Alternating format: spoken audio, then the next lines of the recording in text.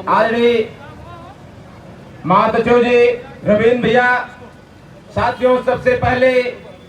मैं सामने खड़े हुए इस देश के भविष्य को तय करने वाले अपने नौजवान साथियों को क्रांतिकारी अभिवादन करता हूं। साथियों, चूंकि ये पदयात्रा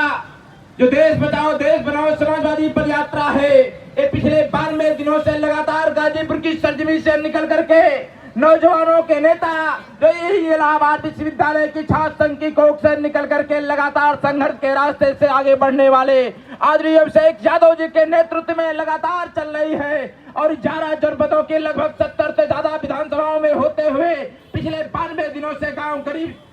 की आवाज को बुलंद करते हुए आगे बढ़ रही है। इस यात्रा में साथ में चल रहे नौजवानों के नेता इलाहाबाद विश्वविद्यालय के क्रांतिकारी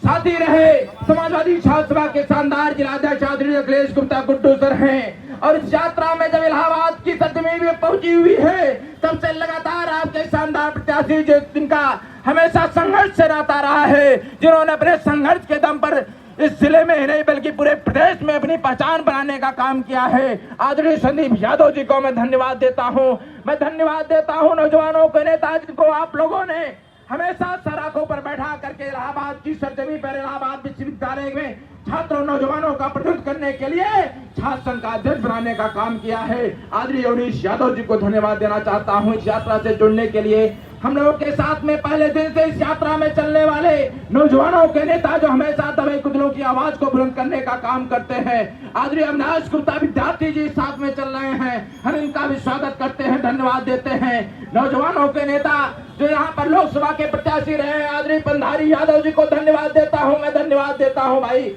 छात्र नेता यही सड़क से निकल करके लगातार छात्र राजनीति करने वाले छोटे भाई अरुण जी को मैं धन्यवाद देता हूँ। भाई विशाल निषाद जी हैं लगातार साथ में चल रहे हैं, मैं इनको धन्यवाद देता हूँ। भाई सत्यम वाजपेयी जी हैं साथ में, भाई दीप भाई हैं लगातार चल रहे हैं, भाई आशुतोष गुड्डू जी हैं, बहुत सारे नौजवान साथी हम लोगों के साथ में, चाहे भाई राज साहनी जी हो, चाहे पंकज कुशवाहा जी हो, चाहे शुभम जी हो, लगातार ये नौजवान साथी सड़कों पर संघर्ष करते हुए पिछले 92 दिनों से चल रहे हैं, इसलिए हम सबका स्वागत करते हैं, धन्यवाद देते हैं। ऐसे नौजवान साथी चाहे राकेश शर्मा जी हैं, सलोरी डेलीगेशन से निकल करके संघर्ष के रास्ते से आगे बढ़ने का काम कर रहे हैं, हम ऐसे नौजवान साथियों को धन्यवाद देता हूँ, आभार व्यक्त करता हूँ। ये नौजवान साथी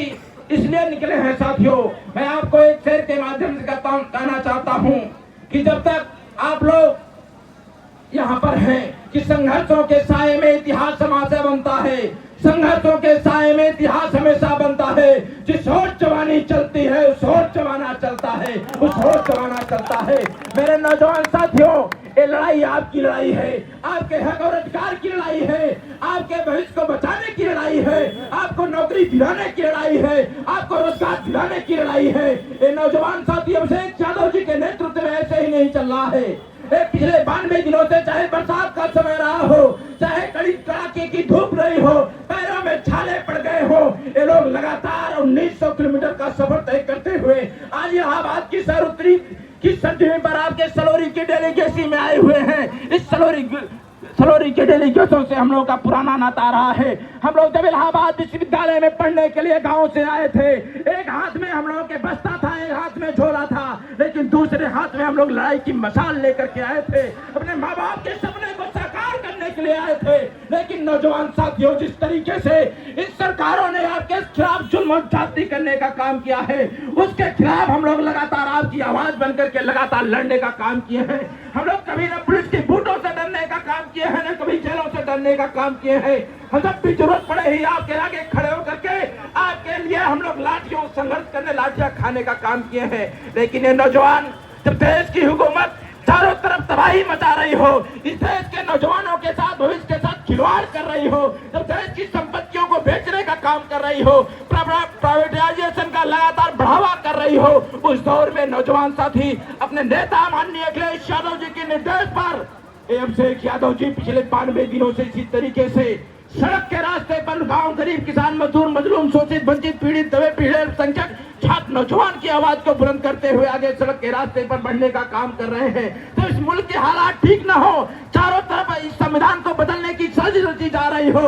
आपके आरक्षण को खत्म करने की साजिश रची जा रही हो, तब सब हम लोग की माननीय नेताजी के विचारों को लेकर के आपके पास आए हुए हैं। हम लोग लोहिया जी को और अम्बेडकर को मानने वाले लोग हैं। हम लोग इस संविधान को बचाने के लिए सड़क के रास्ते से आपकी आवाज